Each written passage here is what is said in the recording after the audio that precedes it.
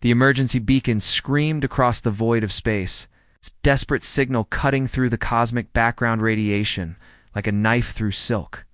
Deep in the Andromeda monitoring station, Lieutenant Sarah Chen jerked awake at her console as alarms began blaring throughout the facility. "What the hell?" she muttered, her fingers dancing across the holographic display. The readings made no sense. The signal was coming from the Kepler 442 system, nearly 1,200 light-years away. But that was impossible. No known civilization had technology capable of transmitting across such distances. Commander Marcus Rodriguez burst through the control room doors, his uniform hastily thrown on. "Report, Chen. Sir, we're receiving what appears to be a distress signal from the Kepler 442 system." Sarah's voice trembled slightly. "But Commander, the power requirements to send a signal this far would take the energy output of an entire star." Marcus leaned over her shoulder, studying the data streaming across multiple screens. The signal was complex, layered with what looked like star charts, biological data, and something that made his blood run cold: tactical information about weapons and fleet movements. "Can you decode it?" "Working on it now, sir. The base pattern is ... Wait." Sarah's eyes widened. "Commander, this isn't just any distress signal. This is a galactic emergency broadcast. Someone is warning every civilization within 1,000 light-year radius about something coming." The main screen flickered to life, displaying a translated message that sent chills through everyone in the room. Asterisk, asterisk, to all sentient species, urgent warning. Asterisk, asterisk, asterisk. The Void Reapers have returned. Asterisk, asterisk, Kepler-442. System under attack. Asterisk, asterisk, asterisk, asterisk. Galactic Coalition forces destroyed. Asterisk, asterisk, asterisk, unknown. Alien force with planet-killing weapons. Asterisk, asterisk, asterisk, asterisk, asterisk, request immediate assistance. Asterisk, asterisk, asterisk, asterisk, repeat. Galaxy-level extinction event. Asterisk, asterisk, asterisk, this may be our final transmission. Asterisk, asterisk, the message cut off abruptly, leaving only static. Marcus stared at the screen for a long moment. "Get me Admiral Harrison now." 20 minutes later, the entire command staff of Earth's Deep Space Defense Initiative gathered in the secure briefing room. Admiral Harrison, a weathered veteran of the Mars colonial wars, stood at the head of the table. His steel-gray eyes swept across the assembled officers. "Ladies and gentlemen, we've just received our first confirmed communication from beyond our local galaxy group, and it's not good news." The holographic display showed the Kepler 442 system in detail. For inhabited planets, a thriving civilization, and according to the signal, now nothing but burning worlds. "The Galactic Coalition?" asked Captain Elena. "Vasquez, commander of the dreadnought Prometheus." "Who are they?" "Unknown," Admiral Harrison replied. "But based on the energy signature of their transmission, they were technologically advanced beyond anything we've encountered. And now they're dead." Dr. James Park, the initiative's chief xenobiologist, leaned forward. "Admiral, the biological data in that transmission? There were 17 different species in that coalition. 17. Each one apparently capable of interstellar travel. This changes everything we know about life in the universe. Changes." "Nothing about our duty," Harrison said grimly. "According to the tactical data, these Void Reapers are heading toward the galactic core. Earth lies directly in their path." An uncomfortable silence settled over the room. Commander Rodriguez cleared his throat. "With respect, what can we possibly do? They destroyed an entire galactic coalition. We do what humans do best." "Marcus." Admiral Harrison's eyes gleamed with a dangerous light. "We fight dirty." Captain Vasquez raised an eyebrow. "Sir, think about it. Every alien civilization we've encountered, theoretical or otherwise, has been peaceful, logical, scientifically advanced. They probably fought this enemy with conventional space warfare fleet actions, energy weapons, shield battles. Clean, civilized warfare." Harrison activated another display showing Earth's deep space fleet. Unlike the sleek, graceful ships of science fiction, Earth's vessels were brutal, angular things bristling with weaponry. "We," Harrison continued, are the only species that spent thousands of years perfecting the art of killing each other. We turned warfare into a science, then an art form. We don't fight fair. We don't fight honorably. We fight to win. Dr. Park looked disturbed. Admiral, you're talking about taking on an enemy that destroyed civilizations spanning multiple star systems. Our entire fleet has maybe 30 ships. Exactly, Harrison smiled coldly. They'll never see us coming. The room fell silent again as the implications sank in. Admiral Captain Torres, commander of the carrier Ragnarok, spoke up. Even if we could reach them, the journey to Kepler 442 would take years with our current technology. Not anymore. Activated a classified display. Project Ouroboros has been approved for immediate deployment. Dr. Chen's experimental quantum fold drive has been installed on 5 of our fastest ships. Travel time to Kepler 442, 18 hours. Sarah Chen, who had been promoted to the admirals. Science team nearly fell out of her chair. Sir, that drive is still experimental. Power requirements alone will burn out your engines after one jump. Yes. This is a one-way mission, people. Harrison's expression was grave, but it's also the only chance this galaxy has. Captain Vasquez stood up slowly. You're asking us to take 5 ships against an enemy that destroyed entire star systems? Asking you to remind the universe why humans are the most dangerous predators that ever evolved. One by one, the captains stood up. The weight of humanity's survival rested on their shoulders, and they could feel it. When do we leave? Captain Torres asked. Tomorrow at 0800 hours, we jump to Kepler 442, assess the situation, and then ... Harrison paused dramatically. We show these Void Reapers what happens when you threaten Earth. As the meeting dispersed, Sarah lingered behind. Admiral, there's something else in that signal. Something I didn't mention in the briefing. Harrison turned to her. What is it, Doctor? Hidden in the quantum encryption, there was a personal message from someone called the Archive Keeper. It said, the galaxy remembers the old warnings. The hunters become the hunted. What? Look for the ones who fight with rage instead of logic. Harrison frowned. What do you think it means? Sarah's eyes were bright with possibility. I think, Admiral, that we're not the first predator species in the galaxy. I think someone out there has been waiting for us. The Admiral stared out the viewport at the stars beyond. Then tomorrow we find out if legends are true. But neither of them noticed the faint signal that had been piggybacking on the distress koala, signal that was even now reaching something dark and ancient at the edge of human space. Something that had been hunting for a very long time, had finally found the scent of its quarry. The hunt was about to begin. # Chapter 2. First contact Hachina hours later. 5 ships emerged from quantum fold space in the Kepler 442 system, their hulls smoking from the brutal journey. The Prometheus, Ragnarok, Nemesis, Valkyrie, and Reaper immediately went to battle stations as their sensors revealed the nightmare before them. Dear God, whispered Captain Vasquez as the tactical display updated. 4 planets hung in space like broken jewels. What had once been thriving worlds were now molten slag, their atmospheres stripped away. Debris fields that had once been moons drifted in slowly expanding clouds of destruction. Admiral, came Dr. Park's shaky voice over the com. I'm reading massive electromagnetic anomalies throughout the system. Whatever did this? The energy signatures are beyond anything in our databases. Admiral Harrison stood on the bridge of the Prometheus, studying the devastation. Any signs of survivors? Negative, sir, reported Lieutenant Chen from her sensor station. Wait, Admiral, I'm picking up something. A massive object on the edge of the system, near the gas giant's orbit.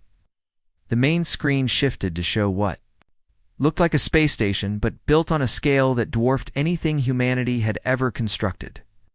It was easily the size of Earth's moon, covered in what appeared to be organic growths and mechanical structures fused together in impossible ways.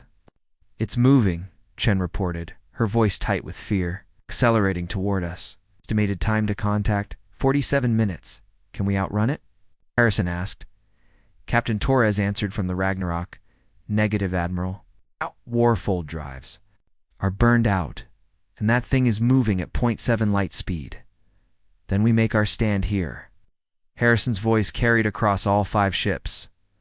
All vessels, prepare for combat. This is what we came for. As the massive alien construct approached, it began transmitting. But this wasn't a communication, it was a weapon. The signal hit the human ships like a psychic sledgehammer, designed to paralyze the crew with overwhelming fear and despair. On lesser species, it had never failed. Captain Vasquez felt the alien influence trying to worm its way into her mind, showing her visions of Earth burning, her family dying, the futility of resistance. She gritted her teeth and activated her ship's internal comm. All hands, this is the captain. They're trying to get in our heads. Remember your training. Fear is just another enemy weapon, and we've faced worse than this. Across the fleet, human stubbornness proved stronger than alien psychic weapons. Where other species might have surrendered or fled in terror, the humans got angry. "Sir," reported the weapons officer, on the Nemesis, "the alien vessel is launching. Smaller craft, estimated count, 3,000 fighters." Admiral Harrison watched the swarm of alien ships approaching and made a decision that would echo through galactic history. All ships implement Protocol Omega. Throughout the fleet, seasoned warriors smiled grimly. Protocol Omega wasn't about fair fighting. It was about winning at any cost. The Valkyrie suddenly broke formation, accelerating directly toward the alien mothership. Captain Lisa Park's voice crackled over the comm, "Admiral, I'm reading massive power buildups in that thing's main weapons. If it fires, it'll vaporize all of us.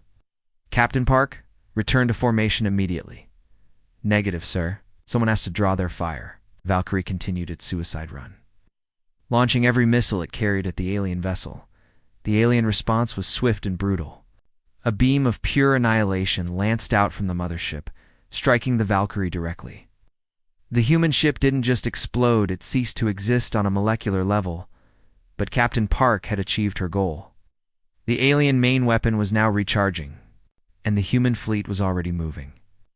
"Now," Harrison roared, the remaining 4 ships scattered in different directions, each one becoming the center of a complex tactical maneuver that no alien civilization had ever conceived. Instead of fighting a clean, honorable space battle, the humans began to wage war the way their ancestors had for millennia. The Ragnarok launched its full complement of fighters. But these weren't ordinary spacecraft. They were piloted by former atmospheric combat pilots who understood something alien warriors did not. 3-dimensional warfare. It wasn't about formations and honor. It was about chaos, unpredictability, and making your enemy fight. Your kind of fight, Commander Sarah Martinez, leading the fighter squadron, spoke into her comm with the calm voice of someone who had survived 3 colonial wars. "All right, people. Remember, we're not here to dogfight. We're here to make them afraid. Attack patterns, broken glass through Widow's Kiss. Show them what human creativity looks like." The human fighters didn't attack in formation. They attacked like sharks in a feeding frenzy, individually, unpredictably, each pilot using tactics that combined atmospheric combat experience with the kind of vicious creativity that had made humans the apex predators of Earth. While the alien fighters tried to respond to the chaotic swarm, the Prometheus and Nemesis implemented the second phase of Protocol Omega. Instead of engaging the main alien force, they disappeared. Not literally, but they activated Earth's newest stealth technology, borrowed from submarine warfare and adapted for space. 2 alien sensors designed to track civilized spacecraft with energy signatures and ion trails. The human ships simply vanished. On the alien mothership, confusion reigned. The Void Reapers had conquered 17 different species across 12 star systems. Each time, their enemies had fought with predictable patterns, fleet formations, energy shield walls, civilized weapons designed to minimize collateral damage. But these new aliens, they fought like viruses, like parasites, like something that had evolved to kill. The alien commander, A being of pure energy housed in a crystalline matrix attempted to understand the tactical situation. Where were the primary battle formations? Where were the command ships sending coordinated orders? Why were the enemy fighters attacking in patterns that made no mathematical sense? Its contemplation was interrupted when the Prometheus reappeared directly beneath the mothership's hull, close enough that point defense systems couldn't track it. Target acquired, Admiral Harrison announced calmly. Nuclear mines deployed. The alien ship was designed to withstand energy weapons that could crack planets. It was not designed to withstand the brute force application of nuclear weapons detonated directly against its hull from point-blank range. The explosion tore a massive crater in the alien vessel's underbelly. But more importantly, it exposed something the aliens had never shown another species: vulnerability. Dr. Park's voice came over the com from his position on the Nemesis. Admiral, I'm reading massive energy fluctuations in their main power core. Whatever we just did, we hurt them, Good Harrison replied. Now, let's hurt them more. But even as the human ships pressed their attack, sensors detected something that made everyone's blood run cold. Long-range scanners were picking up more massive objects approaching from deep space. The mothership wasn't alone. Admiral Lieutenant Chen reported, "We have incoming." Multiple ships, all matching the size and configuration of the vessel, were engaging. ETA ... 14 hours. Harrison stared at the tactical display. The humans had managed to damage one alien ship by fighting dirty, using surprise and sacrificing the Valkyrie. But in 14 hours they would face an entire fleet. "Of these monsters, sir?" Captain Torres asked quietly. "Orders?" Harrison looked at the stars beyond the viewport. Knowing that Earth was somewhere out there, unaware that its survival was being decided in a battle that would never appear in any history books, "We keep fighting," he said simply. Out what it really means to be human. But unknown to the human fleet, their battle was being observed. Deep in the ruins of Kepler 442's fourth planet, an ancient facility had survived the destruction. Inside, the last member of a species called the Archivists was transmitting a message toward the galactic core. "The legend is true, the archive," Keeper whispered into its quantum transmitter. "The predator species has arrived. The galaxy's children have finally grown teeth." As the first day of battle ended, neither side knew that this was just the beginning. The real war was about to begin. Chapter 3. The Art of Human Wartwelve. Hours later. Admiral Harrison stood in the tactical center of the Prometheus. Surrounded by holographic displays showing the approaching alien fleet, 37 massive ships, each one capable of destroying entire star systems, were bearing down on their position. The human fleet now consisted of 3 ships: Prometheus, Nemesis, and Ragnarok. They had inflicted significant damage on the alien mothership, but it was still operational. And in 2 hours it would have reinforcements. Admiral Dr. Park reported from his science station, "I've completed my analysis of the alien technology. The good news is that we've identified their primary weakness, which is they don't understand us." Park brought up a complex analysis on the main screen. Their weapons, their tactics, even their ship designs. Everything is based on fighting. Civilized enemies, enemies who fight logically, who use predictable strategies, who try to minimize casualties. Captain Vasquez, whose ship had taken heavy damage in the previous battle, looked up from her repair reports. "And the bad news?" Bad news is that it probably won't matter. When those 37 ships arrive, they could simply ram us and win through sheer mass." Harrison studied the tactical situation. Traditional military doctrine said they should retreat, regroup, and warn Earth about the incoming threat. Traditional military doctrine had been written by civilizations that had never faced extinction. "Lieutenant Chen, what's the status on our secret weapon?" Sarah looked up from her console where she had been working frantically for the past 12 hours. "The quantum virus is ready, Admiral.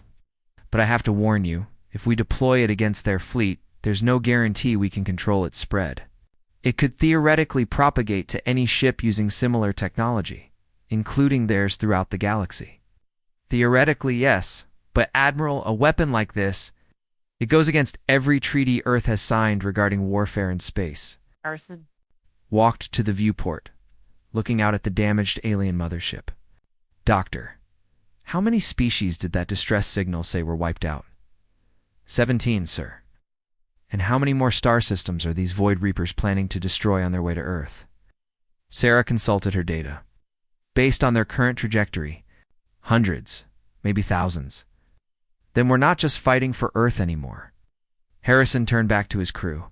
"We're fighting for every species in the galaxy that doesn't know how to be properly vicious." The next 2 hours passed in tense preparation. The human ships repositioned themselves among the debris of the destroyed worlds, using the shattered moons and planetoids as cover. It was a strategy no civilized species would have considered, hiding among the graves of the dead to prepare an ambush. When the alien reinforcement fleet arrived, they came in perfect formation, a geometric pattern that was mathematically beautiful and tactically sound for conventional warfare. They had learned nothing from the previous battle. All ships, Admiral Harrison announced, "Implement Protocol Ragnarok." Throughout the human fleet, crew members who had lived their entire lives in the shadow of potential extinction prepared to show the universe what desperation looked like when applied with scientific precision. The Ragnarok struck first, emerging from behind a planetary fragment and launching not missiles or energy weapons, but something no alien civilization had ever used in space warfare: biological weapons. The quantum virus, originally designed as a computer attack, had been modified by Dr. Park into something far more insidious. It didn't just attack alien computer systems, it attacked the alien concept of logic itself. As the virus spread through the alien fleet's communication network, their perfect formations began to break down. Ships that had operated in harmony for thousands of years suddenly couldn't coordinate with each other. Their hive mind tactics dissolved into chaos. But the humans weren't finished. The Nemesis activated a weapon that Captain Rodriguez had suggested during the planning phase. Psychological warfare taken to its logical extreme. Instead of simply jamming enemy communications, they began broadcasting something that no alien species had ever heard in space: human music, not the refined, mathematical compositions that most galactic civilizations used, but the raw, emotional, chaotic sounds that humans created when they were angry, afraid, or desperate. War drums, battle hymns. The kind of music that had been played when Viking raiders struck coastal settlements, when Apache warriors rode down on their enemies, when human armies throughout history had charged into battles. They weren't expected to survive. The effect on the alien fleet was immediate and devastating. Species that had evolved in harmony, that had developed logic-based consciousness over millions of years, suddenly found their thoughts invaded by sounds that spoke to something primal and terrifying. The knowledge that somewhere in the universe there existed creatures that found joy in combat. Admiral reported Captain Torres. "Multiple alien ships are breaking formation. They are retreating." "Not retreating," Harrison corrected, watching the tactical display with the eye of a predator. "Panicking." It was then that the Prometheus struck the killing blow. Instead of using their most powerful weapons against the alien ship's strongest defenses, Admiral Harrison had ordered his crew to target something else: the alien supply lines. Hidden among the enemy fleet were support vessel ships designed to repair. It targeted their ability to fight extended campaigns. Classic guerrilla warfare, Harrison explained to his confused crew. You don't defeat a superior enemy by meeting them strength to strength. You defeat them by making it impossible for them to use their strength. Within 30 minutes, the alien fleet found itself in an impossible position. Their main weapons were disrupted by the quantum virus, their coordination was shattered by the psychological attack, and their ability to maintain their ships was crippled by the destruction of their support vessels. For the first time in their existence as a galactic force, the Void Reapers faced an enemy that didn't fight fair: the alien commander of the fleet, a being that had personally overseen the destruction of 7 star systems, made a decision that would haunt its species forever. Instead of continuing the battle, it sent a galaxy-wide transmission. To all vessels of our kind, the message began: we have encountered a predator species. Recommend immediate retreat to core territories. These creatures do not fight like The civilized races, they fight like us. The transmission was intercepted by every human ship in the system. Dr. Park looked up from his console with wide eyes. Admiral, did you hear that? They called us predators. They said we fight like them. Harrison smiled coldly. Doctor, I think we just received the highest compliment one apex species can give another. But even as the alien fleet began to withdraw, Harrison knew the war was far from over. The Void Reapers would return, and next time they would be prepared for human tactics. Admiral Lieutenant Chen reported, I'm detecting another signal. This one is coming from inside the system. The main screen shifted to show a new transmission source, the ruins of Kepler 442's fourth planet. This is Archive Keeper Zeth of the Galactic Historical Preserve, came a voice speaking perfect English. Admiral Harrison of Earthfleet, please. Respond. Harrison exchanged glances with his crew. This is Admiral Harrison. How do you know our language? We know many things, Admiral, including why you were able to defeat the Void Reapers when 17 other species could not. Screen flickered and resolved into the image of a being unlike anything humans had ever seen. Tall, graceful, with features that seemed to shift between reptilian and crystalline. The Archive Keeper stood in what appeared to be a vast library built into the planet's core. You see, Admiral, the Void Reapers are not the first predator species the galaxy has encountered, nor, we hope, will they be the last. Harrison leaned forward, explained. Every few million years, the galaxy produces a species like yours, creatures that evolved from hunters rather than gatherers, species that learned cooperation through warfare rather than through peace. We call them the Guardians, though they never call themselves that. Dr. Park's eyes lit up with understanding. The previous Guardian species, what happened to them? The Archive Keeper's expression became sad.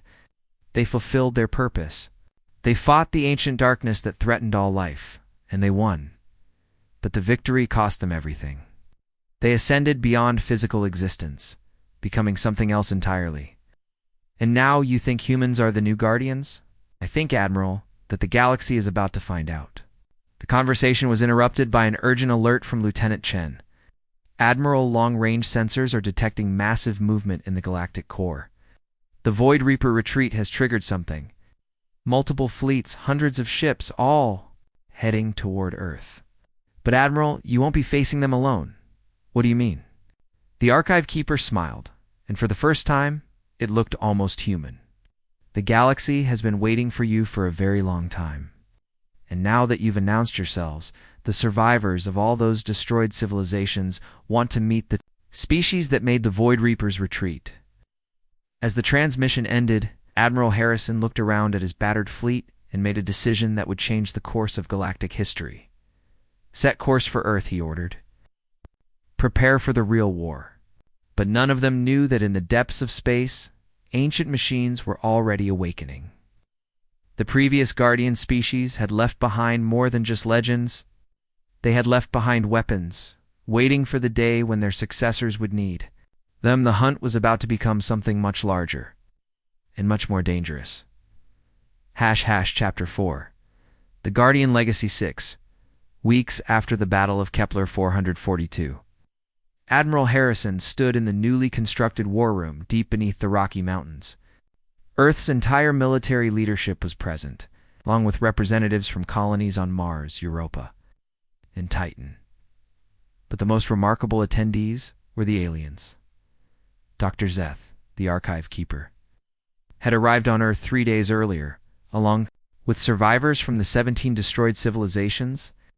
They were refugees now, but refugees with crucial knowledge about humanity's new role in the galaxy. The situation is worse than we initially thought, Dr. Park reported, indicating the massive holographic display that dominated the room. The Void Reapers aren't just one fleet. They're a galaxy-spanning civilization that's been systematically harvesting advanced species for over 2 million years. The display showed their progression across the galaxy, a slow, methodical wave of destruction that had consumed thousands of star systems. But why? Asked General Sarah Martinez, who had been promoted to head Earth's new Galactic Defense Initiative. What do they want? Archive Keeper Zeth stepped forward, its crystalline features reflecting the harsh lights of the war room. They feed on consciousness itself. Every advanced civilization they destroy makes them stronger, more intelligent, more capable of finding and eliminating other species. President Chen, who had been silent throughout most of the briefing, finally spoke. "And you believe humans can stop them?" "We believe humans can do something no other species has managed in 2 million years," Zeth replied. "You can make them afraid." Captain Vasquez, whose ship had been rebuilt with a combination of human and alien technology, looked skeptical. "One battle doesn't make us galactic saviors." "No," Admiral Harrison agreed. "But it proved something important. These Void Reapers have spent eons fighting civilized species races that developed logic and cooperation first, and learned to fight when necessary. But humans? We learned to kill first. Everything else came later." Dr. Park activated another section of the display showing evolutionary charts for dozens of species. "Look at this data. Every other sapient race in our databases evolved from prey animals or peaceful social creatures. We're literally the only known species that developed intelligence as a hunting adaptation." The room fell silent as the implications sank in. "There's more," Zeth continued. "The previous guardian species left behind ... resources, technology, weapons, knowledge bases hidden throughout the galaxy.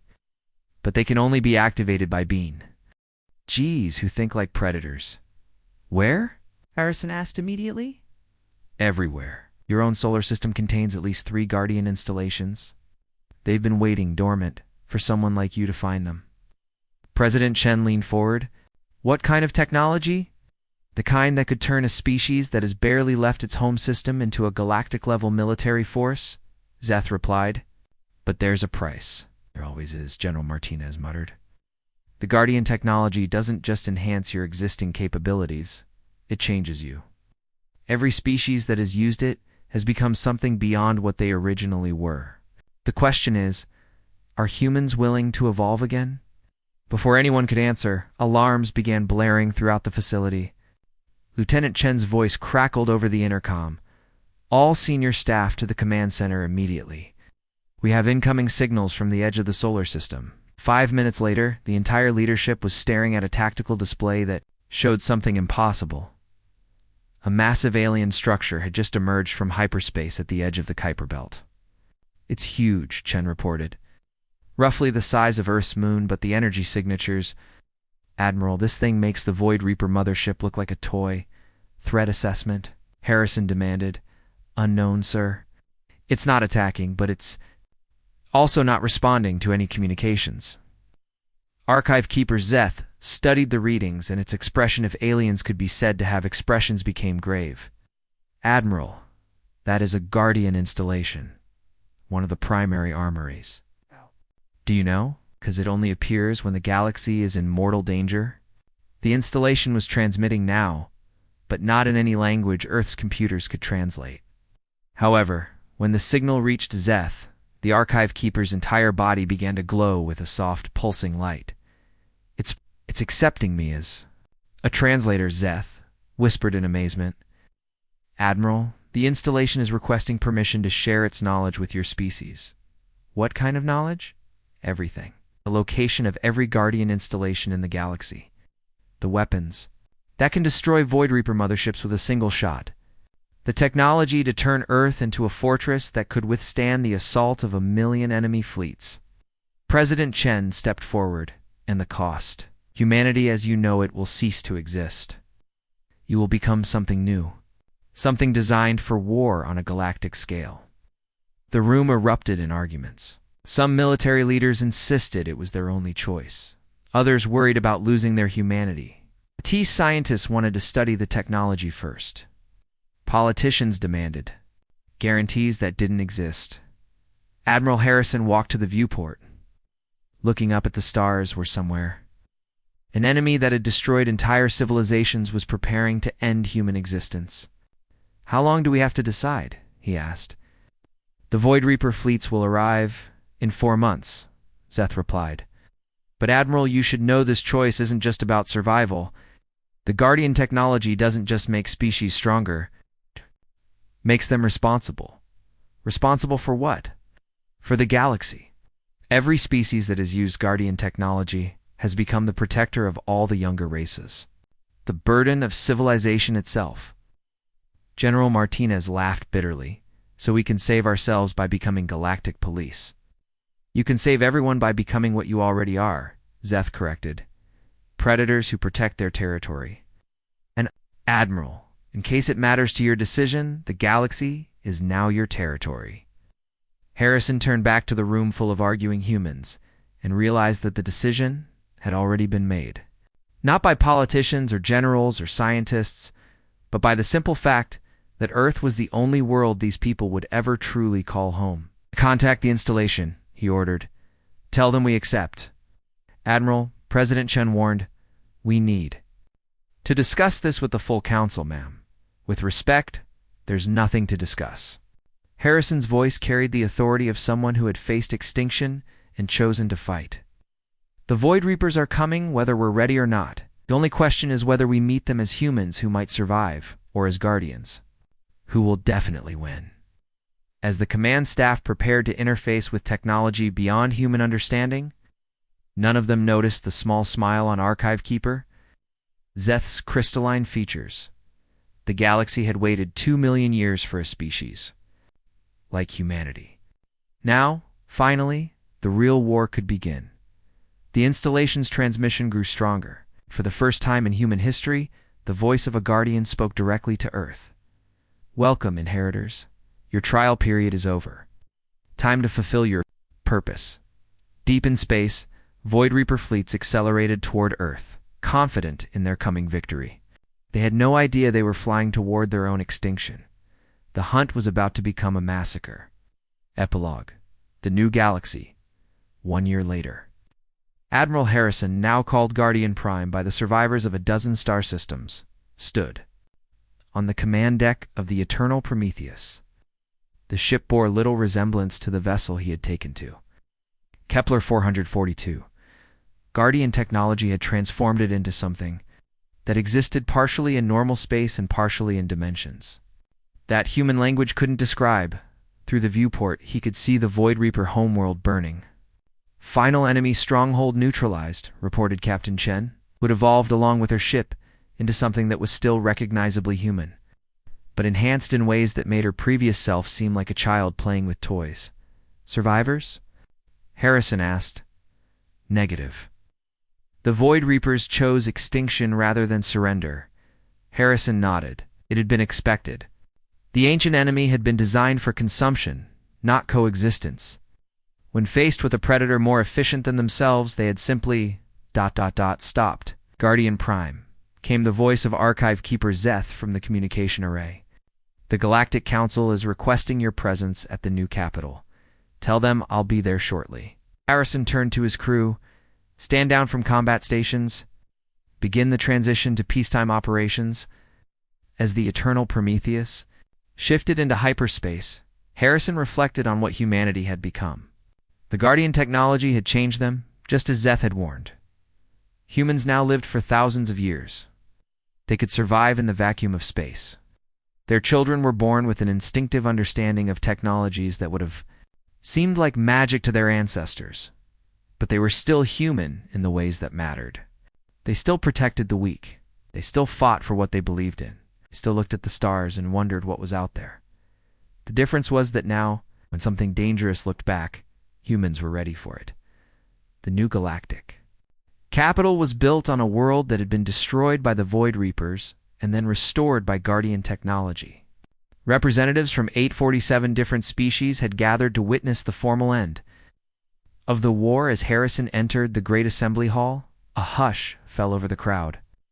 Here was the being who had united the galaxy's survivors, who had turned humanity's violent nature into a tool for protection rather than conquest. Guardians of Earth, began the speaker, a collective consciousness representing all the refugee species. The galaxy owes you a debt that can never be repaid.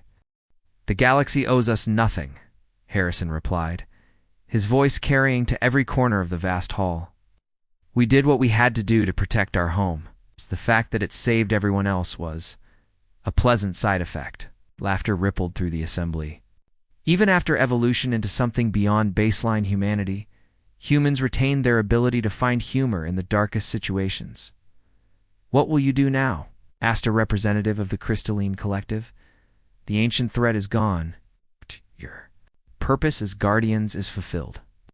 Harrison looked around the hall at hundreds of different species, all of them alive because humanity had been exactly what the galaxy needed. A species that had learned to kill before it learned to think. "Our purpose as guardians may be fulfilled," he said, "but our purpose as humans is just beginning."